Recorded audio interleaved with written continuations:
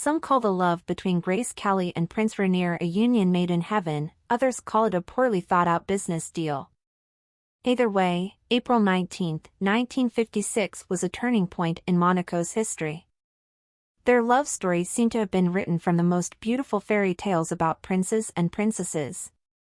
He is the hereditary ruler of the Principality of Monaco, an officer, a graduate of the prestigious Institute of Political Studies, the forge of France's political elite, and a rich man.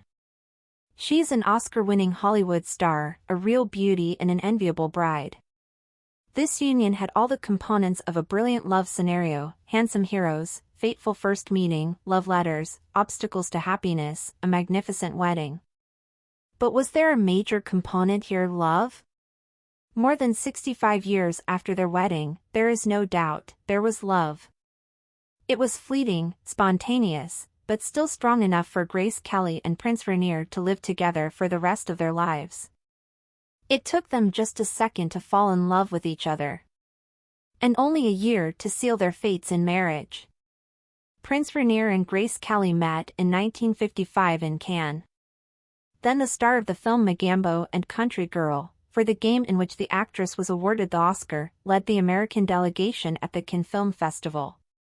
Grace's agenda as a whole contained the usual, routine business of any movie star: picking up a toilet, meeting with journalists, attending a gala dinner in her honor.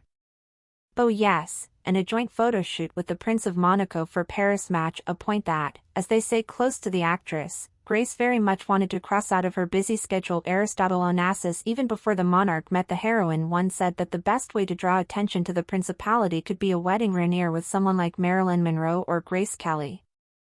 However, and the Prince of Monaco himself was not so eager to get to the photo shoot. Especially since that day everything and everyone seemed to be against their meeting. Grace was caught in an hours-long traffic jam, then in a small accident and, according to contemporaries, was in a terrible mood, including the fact that she was not satisfied with her outfit or styling. Prince Rainier was also stuck in an endless stream of cars, as a result of which he showed up to the photo shoot half an hour late and without the slightest desire to pose with some actress, albeit the most cash-generating of its time. However, all resolved a small but very cute episode. Prince Rainier later admitted that, entering the hall where the meeting was to be held, he at first sight was charmed by the way Grace in front of the mirror rehearsed curtsy. Finally, they met and, as legend has it, fell in love at first sight. This look, by the way, fell into the lens of photographer Pierre Gallant, who made one of the most famous pictures of the prince and the future princess. Grace was also charmed by the 32-year-old monarch, who impressed her with his courtesy and gallantry. After the photo shoot, he invited her to his residence. There, among the flowering gardens, she was particularly captivated by a small zoo, as well as how calmly and fatherly Rainier played with a small tiger cub. After this meeting between the young people began a stormy romantic correspondence. And even here it was not without literary reminiscences, referred to Romeo and Juliet. To send letters to Grace, Rainier helped his spiritual advisor Father Tucker. Just 6 months later, the prince in love will cross the Atlantic, ask for Grace's parents' blessing, and on Christmas Eve will propose to the actress in downtown New York, giving her an engagement ring, which, however, a month later will be replaced by a famous piece of jewelry with a 10-carat diamond from Cartier. Like any marriage union of this level, the wedding of Grace and Rainier became a matter of common interest and hopes for strategic benefits. Tragedy.it should be understood that in the middle of the 20th century, the Principality of Monaco was by no means the paradise for billionaires that it is today.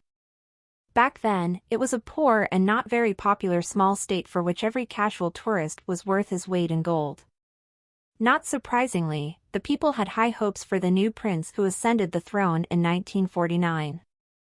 One of the prince's best friends, billionaire Aristotle Onassis, even before the monarch met our heroine, said that one of the best ways to attract attention to the principality would be Rainier's wedding to someone like Marilyn Monroe or Grace Kelly. And here Onassis was as perceptive as ever. The wedding of the ruler of a small principality to Grace really did advertise this state for decades to come. Tourists poured into Monaco in droves, and billionaires from all over the world began to consider it their duty to buy their own villas in the principality. Certain hopes were also nourished by Grace's parents, who, by the way,